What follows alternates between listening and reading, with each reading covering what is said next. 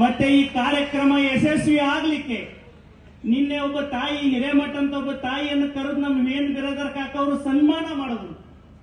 ಯಾಕೆ ಸನ್ಮಾನ ಮಾಡಿದ್ರು ಅಂತ ನಾವು ಯೋಚನೆ ಮಾಡಿದಾಗ ಒಬ್ಬ ನಿವೃತ್ತ ನೌಕರರಾದ ತಾಯಿ ಯಾರನ್ನು ಕೇಳದೇನೆ 2 ಲಕ್ಷ ರೂಪಾಯಿ ಕಾರ್ಯಕ್ರಮದ ಒಂದು ಇದಕ್ಕೆ ಅಕೌಂಟಿಗೆ ಹಾಕಿದ್ದಾರೆ ಅಂತ ಹೇಳಿದ್ರು. ಇದಕ್ಕೆಲ್ಲ ಏನ್ ಕಾರಣ ಅಂತ ನಾನು ಆಲೋಚನೆ ಮಾಡ್ತಾ ಇದ್ದೆ. ಶಾಂತವೀರ ಮಹಾಸ್ವಾಮಿಗಳ ಆ ತಪಶಕ್ತಿ, ಶಾಂತವೀರ ಮಹಾಸ್ವಾಮಿಗಳ ತ್ಯಾಗ ಜೀವನ ಇವತ್ತು ಆ ಕರ್ತೃಗದ್ದಿಗೆ ಹತ್ರ ಹೋಗಿ ನಮಸ್ಕಾರ ಮಾಡಿದಾಗ ಮೈ ರೋಮಾಂಚನಗೊಳ್ಳುತ್ತದೆ. ಅಂತ ಒಂದು ಜಾಗೃತ ಗದ್ದಿಗೆ ನಮ್ಮೆಲ್ಲರ ಪಾಲಿಗೆ ಅವರ ಆಶೀರ್ವಾದನೆ ಈ ಸಂಸ್ಥೆ ಬೆಳಿಲಿಕ್ಕೆ, ನಾವೆಲ್ಲ ಬೆಳಿಲಿಕ್ಕೆ ಕಾರಣ ಅಂತ ಹೇಳಿ ನಾನು ಅತ್ಯಂತ ಕೃತಜ್ಞತೆಯಿಂದ ಸ್ಮರಣೆ ಮಾಡ್ತೇನೆ. ನನ್ನ ಪ್ರೀತಿಯ ಸಹೋದರ ಸಹೋದರಿಯರೇ, ನೀವು ಇವತ್ತು ಶಾಂತವೀರಪ್ಪಗಳು ನೆಟ್ಟಿರುವ ಈ ಒಂದು ಮಹಾನ್ ಸಂಸ್ಥೆಯ ಮುಂದಿನ ಭರವಸೆಯ ಬೆಳಕುಗಳು.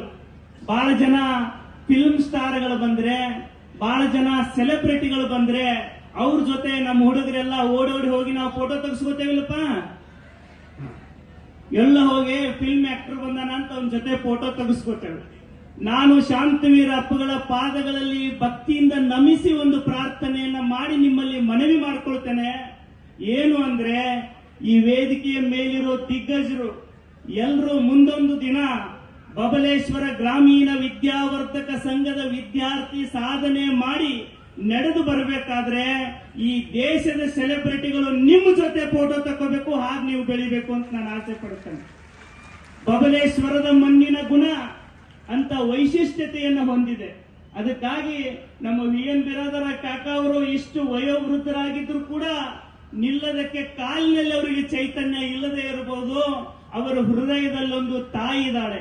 ಒಬ್ಬ ತಾಯಿ ಹೃದಯದ ಪ್ರಧಾನ ಕಾರ್ಯದರ್ಶಿಯಾಗಿ ಎಲ್ಲಾ ಹಿರಿಯರನ್ನ ಕರೆದುಕೊಂಡು ಈ ಕಾರ್ಯಕ್ರಮದ ಯಶಸ್ಸಿಗೆ ಅವರು ಶ್ರಮಿಸಿದ್ದಾರೆ. ಕಾಕರೇ, ನಾನು ಆಸೆ ಮಾಡ್ತೇನೆ, ಗದಗಿನ ಜಗದ್ಗುರುಗಳು ಮಹಾದೇವಪ್ಪಗಳು, ನಿನ್ನೆ ಬಂದಂತಹ ಸಿದ್ಧಗಂಗೆ ಪರಮ ಪೂಜ್ಯರೆಲ್ಲರ ಆಶೀರ್ವಾದದ ನೆರಳಲ್ಲಿ ನೀವು ಶತಾಯುಷಿಗಳಾಗಬೇಕು. ಆ ಸಂಭ್ರಮವನ್ನು ಕೂಡ ನಾವಿಲ್ಲಿ ಹಳೆಯ ವಿದ್ಯಾರ್ಥಿಗಳು ಕಾಣುವಾಗ ಆಗ್ಲಿ ಅಂತ ಹೇಳಿ ಶಾಂತವೀರ ಮಹಾಸ್ವಾಮಿಗಳಲ್ಲಿ ನಾನು ಇವತ್ತು ಸ್ಮರಣೆ ಪ್ರಾರ್ಥನೆಯನ್ನ ಮಾಡಿ, ಗದಗಿನ ದೊಡ್ಡ ಜಗದ್ಗುರುಗಳು ಒಂದು ಮಾತು ಹೇಳ್ತಾ ಇದ್ರು. ಏನು ಹೇಳ್ತಾ ಇದ್ರು ಅಂತಂದ್ರೆ, ನೋಡಪ್ಪ, ನಮಗ ಅಕ್ಕಿ ಗೋಧಿ ಕಡಿಮೆ ಬಿದ್ರ ಬಹಳ ಜವಾರಿ ಕನ್ನಡ ಮಾತಾಡ್ತಿದ್ರು ಜಗದ್ಗುರುಗಳು. ಅಕ್ಕಿ ಗೋಧಿ ಕಡಿಮೆ ಬಿದ್ರ ನಾವು ಅವುಗಳನ್ನ ಆಮದು ತರಬಹುದು, ಆದ್ರೆ ಒಳ್ಳೆ ಮಕ್ಕಳನ್ನ ಎಲ್ಲಿಂದ ತರೋದು ಅಂತ ಹೇಳ್ತಿದ್ರು. ಅದನ್ನೇ ಅಪ್ಪುಗಳು ಇವತ್ತು ಹೇಳಿದ್ರು. ಬರೀ ನಾವು ಪರೀಕ್ಷೆಯಲ್ಲಿ 99 ಅಂಕ ತೆಗೆದುಕೊಂಡ್ರೆ ಸಾಲಿಲ್ಲ, ಜೀವನ ಪರೀಕ್ಷೆಯಲ್ಲಿ ಪಾಸ್ ಆಗಬೇಕಾದ್ರೆ ಶಾಂತವೀರ ಅಪ್ಪಗಳ ಆಶೀರ್ವಾದ ಇರಬೇಕು.